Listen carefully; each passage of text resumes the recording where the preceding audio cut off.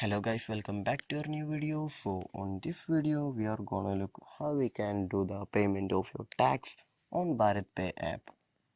For that, just open the BharatPe app.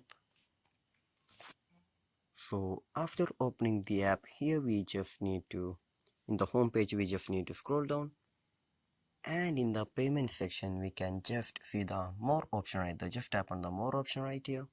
After that we can just see, when we scroll down here we can see in the financial section we can just see the tax option right there. Just tap on the tax right here.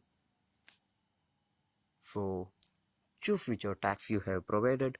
After choosing the tax whichever that you have provided, just enter your property ID right here. So this is how you're gonna pay on your tax on BharatPe app. So I hope this video was useful for you. So just do like, share, subscribe to our channel. Thank you and have a nice day.